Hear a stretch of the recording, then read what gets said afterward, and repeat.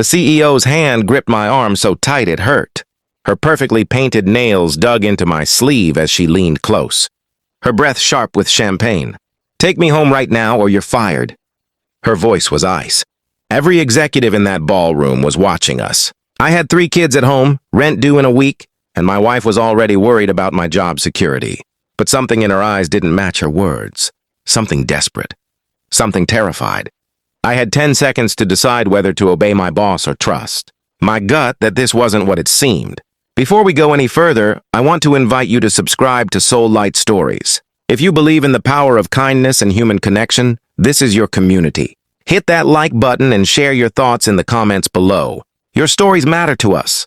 Now let me tell you what happened that night, and why it changed everything I thought I knew about power, vulnerability, and what it really means to help someone. My name is Marcus Reed, and 6 months ago, I was just trying to keep my head down and do my job. I worked as a senior analyst at Meridian Financial, a mid-sized investment firm in downtown Chicago. The pay was decent, the hours were brutal, and the culture was exactly what you'd expect. Cutthroat, competitive, cold. I'd been there for 3 years, and in that time I'd learned to read people pretty well. You had to. One wrong move, one misread signal, and you could find yourself on the wrong side of a political battle that would cost you your career. Our CEO was a woman named Victoria Ashford, 42 years old, Harvard MBA, and a reputation that preceded her like thunder before a storm. She'd taken over the firm 5 years earlier, when it was bleeding money, and turned it into one of the most profitable operations in the city. The trade publications called her brilliant. The employees called her ruthless. I'd maybe spoken to her directly 3 times in 3 years, and each time it was brief, professional, and left me feeling like I'd just been scanned by a machine. That found me slightly disappointing. Victoria didn't do warmth. She didn't do small talk. She arrived at 7 every morning in her Blacktown car, walked through the office with her eyes fixed forward, and disappeared into her corner suite, where she'd stay until 8 or 9 at night. Rumor was she'd fired a VP once for saying good morning too enthusiastically. I don't know if that was true, but nobody tested it. The night everything changed was the annual investor gala. It was held at the Palmer House, one of those grand old Chicago hotels with crystal chandeliers and enough marble to build a small palace. These events were mandatory for senior staff, which meant I'd spent money I didn't really have on renting a tux and convincing my wife Jenny that yes, I absolutely had to go, and no, it wouldn't be fun. Jenny had been worried about my job lately. We had 3 kids, 7, 5, and 2. Our oldest, Marcus Jr., needed braces. Our middle child, Alicia, had just been diagnosed with asthma, and the medications weren't cheap. And our youngest, Tommy, was in that phase where he seemed to outgrow his clothes every other week. I'd been passed over for a promotion 6 months earlier, and the guy who got it had half my experience but twice my willingness to play political games. Jenny could see the stress eating at me. She'd hold my hand at night and tell me it would be okay, but I could see the fear in her eyes too. So there I was at the gala, nursing a ginger ale and trying to look engaged, while a partner from our Boston office droned on about market volatility. The ballroom was packed with investors, executives, and enough expensive jewelry to fund a small country's GDP. Victoria was working the room, like she always did at these things, perfectly composed in a navy dress that probably cost more than my monthly salary, shaking hands, laughing at jokes that probably weren't funny, playing the role of the confident CEO who had everything under control. I was watching her out of the corner of my eye.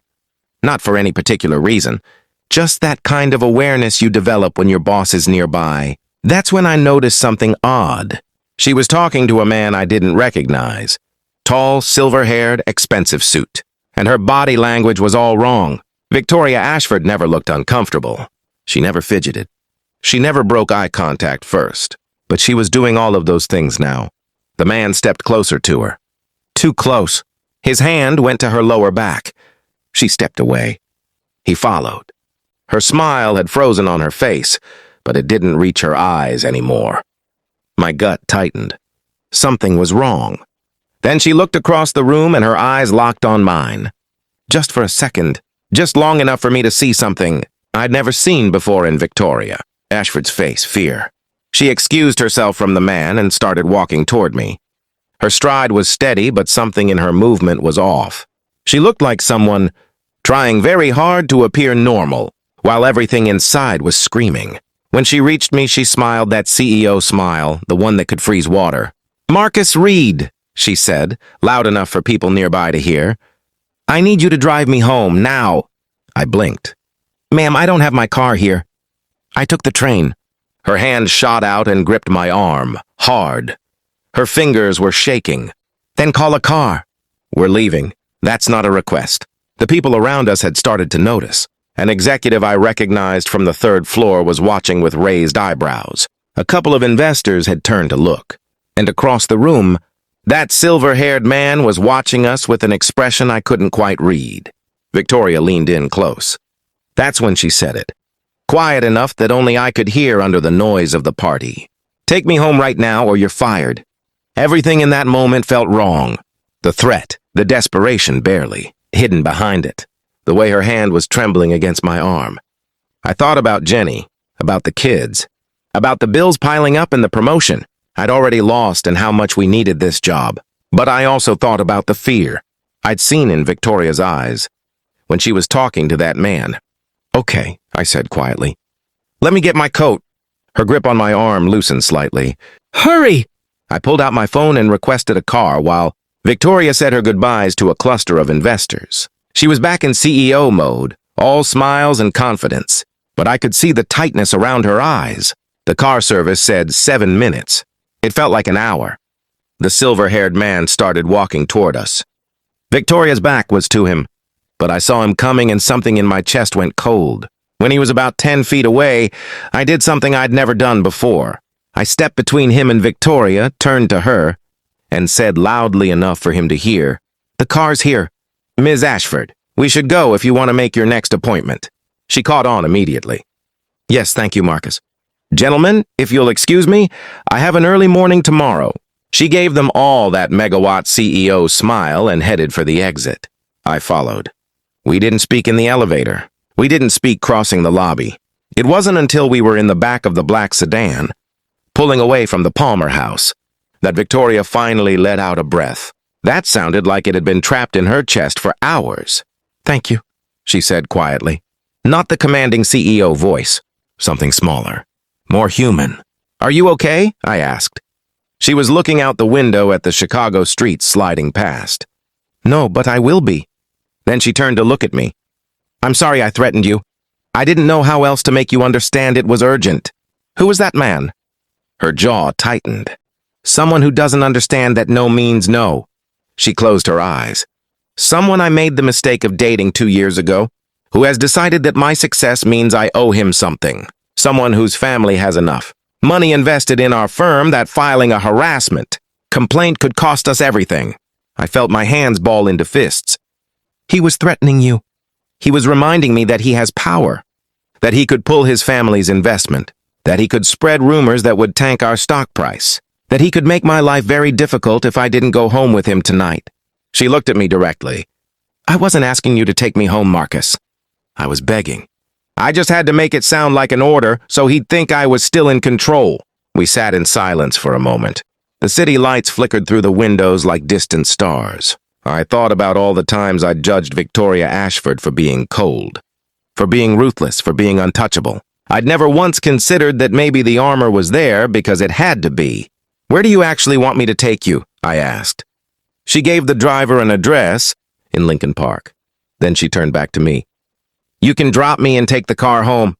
I'll have my assistant reimburse you for tonight. Are you going to be safe?" She smiled, but there was sadness in it. "I have a very good security system, and I've already texted my lawyer. By tomorrow morning, there will be legal barriers in place." She paused. "But thank you for asking." When we pulled up to her building, a beautiful old gray stone with ivy climbing the facade, she started to get out, then stopped. "Marcus, the reason I asked you specifically, earlier tonight I saw you with your phone. You were looking at photos of your children. You smiled at them the way my father used to smile at pictures of me. I thought, there's a good man. Someone who understands that protecting people matters more than protecting yourself. I took a chance that I was right." "You were," I said. "I know I can't undo the threat I made. But you're not fired. You never were. She stepped out of the car, then leaned back in. And Marcus, you were right to be passed over for that promotion 6 months ago. My stomach dropped. You were right to be passed over because you were too good for it. I'm creating a new position, Director of Ethics and Employee Relations. It's going to report directly to me, and it's going to pay $30,000 more than that promotion you didn't get. We need people who see when something's wrong and have the courage to act. I've been looking for someone I could trust with that role. I think I just found him. Then she was gone, disappearing into her building, leaving me sitting in the back of a town car trying to process what had just happened. I got home close to midnight. Jenny was still up, reading in bed. And when I walked in, she could tell something had happened. I told her everything. She cried. Then she held my hand and said, "You did the right thing." I almost didn't, I admitted. I almost told her no because I was scared of losing my job. But you didn't. You trusted your gut. You saw someone who needed help and you helped them. The new position became official 2 weeks later. The silver-haired man's family quietly moved their investment to another firm. And through the legal grapevine, I heard that Victoria's lawyer had put together documentation that made it very clear any further contact would result in serious consequences. But something else changed too. Victoria started saying good morning to people. Not the forced CEO pleasantry, but real acknowledgement. She started having lunch in the employee cafeteria sometimes instead of eating alone in her office. She created a confidential reporting system for harassment and discrimination that actually had teeth. And slowly, the culture started to shift. 3 months after that night, Victoria called me into her office. She was standing by the window looking out at the Chicago skyline. When she turned around, her expression was thoughtful.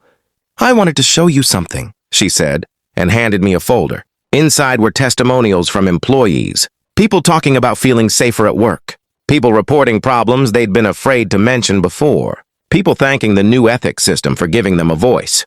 "This is what courage looks like," Victoria said. "Not the big dramatic moments. The daily choice to believe that doing the right thing matters more than protecting yourself. You showed me that night that it was possible. That even when you had everything to lose, you could still choose to help someone. I wanted to build a company where everyone felt that kind of support." I thought about what to say. Finally, I settled on, "You could have asked for help in a different way." She smiled. I could have. But I was scared. And when people are scared, they don't always make the best choices. The kindness was you choosing to see past my fear to what I actually needed. That's what I'm trying to teach this whole company now. To see each other. Really see each other. That was 4 months ago. Last week, I got to promote someone into a new analyst position. Her name is Sarah, and she's a single mom working her way through business school at night.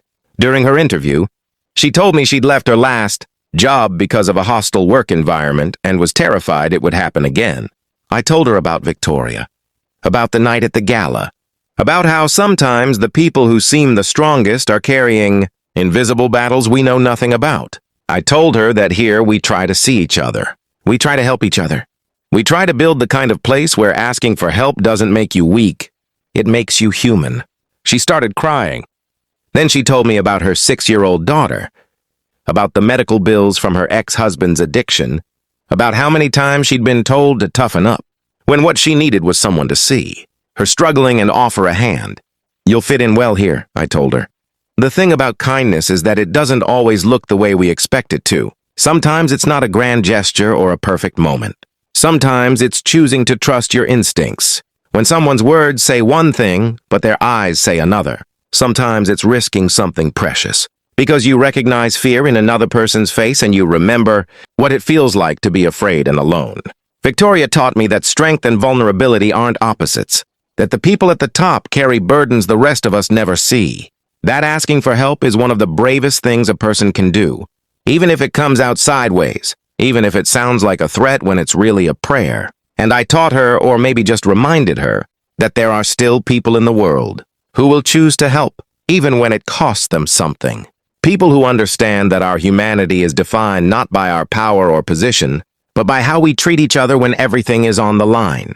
My kids know the story now, the appropriate version anyway. I told them about a time when someone needed help, and I had to decide if I was brave enough to give it. Marcus Jr. asked me if I was scared. I told him yes, I was terrified. But being brave doesn't mean not being scared. It means being scared and doing the right thing anyway. Alicia asked me if the lady said thank you. I told her yes, but more than that. She created something beautiful from a terrible moment. She turned her pain into protection for other people. That's what real courage looks like.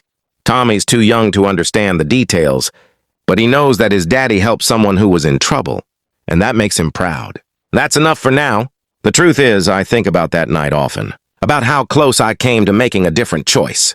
About how easy it would have been to say no, to protect myself, to let someone else deal with it. About how one moment of choosing to see another person's pain changed the trajectory of my entire life and career. But more than that, I think about all the other moments happening right now, all over the world where someone is making that same choice, to help or to walk away, to see or to ignore, to risk something for someone else or to protect what's theirs. Every single one of those moments matters. Every single act of kindness, no matter how small, creates ripples we can't always see.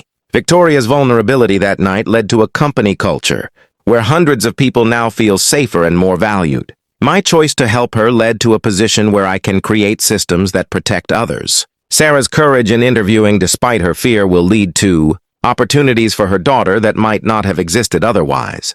We're all connected in ways we don't fully understand. Our kindness toward one person extends in directions we can't predict. Our choice to help even when it's hard, even when it's scary, even when we have everything to lose, sends a message to the universe that compassion still exists, that we still see each other, that we still care. So I want to leave you with this thought. Keep your eyes open. Pay attention to the moments when someone's words don't match their eyes. Notice when the strong people in your life seem to be struggling. Trust your gut when it tells you someone needs help, even if they can't ask for it directly. And when that moment comes, when you have to choose between protecting yourself and helping someone else, remember that the bravest thing you can do is choose kindness. Choose to see people. Choose to believe that doing the right thing, even when it costs you something, is always worth it.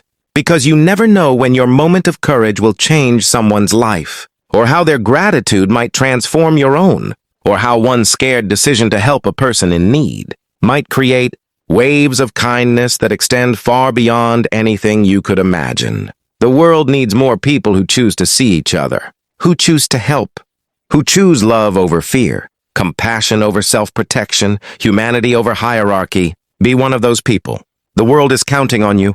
If this story touched your heart, share it in the comments. Tell us about a time when you chose kindness even when it was hard.